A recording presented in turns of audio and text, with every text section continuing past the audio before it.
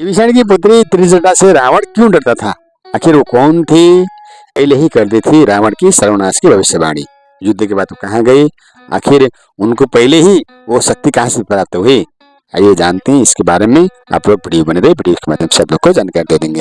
रामायण में आता है कि विभीषण की एक बेटी थी। तुलसीदास जी द्वारा रचित रामचरितमानस में इसका उल्लेख मिलता है। विभीषण की उस बेटी ने एक स्वप्न देखा था, जिसके आधार पर उसने रावण और लंका के सर्वनाश की भविष्यवाणी युद्ध से पहले कर दी थी। रामचरितमानस के एक चौपाई है, त्रिजटा राम राक्षसी एका, राम चरण रति रिपुन विवेका।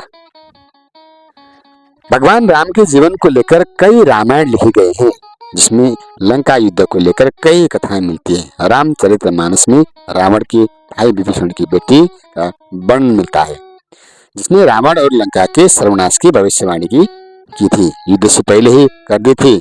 सीता हरण के बाद मंदोदरी और विभीषण ने कई बार रावण को समझाने का प्रयास किया कि वे सीता को प्रभु राम को लौटा दे और क्षमा मांग ले, लेकिन रावण ने एक नहीं सुनी।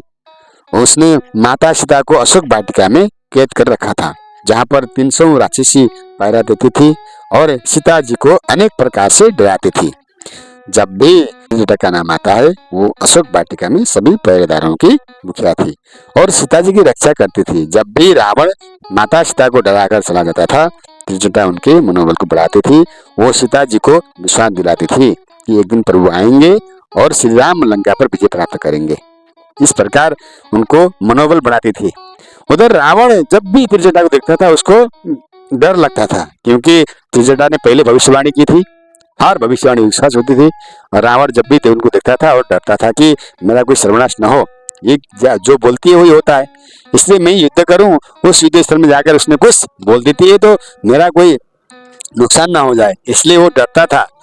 परंतु त्रिजटा ने पहले ही रावण को कहा था कि हे रावण, राम से युद्ध मत करना, वो साक्षात भगवान विष्णु के अवतार हैं।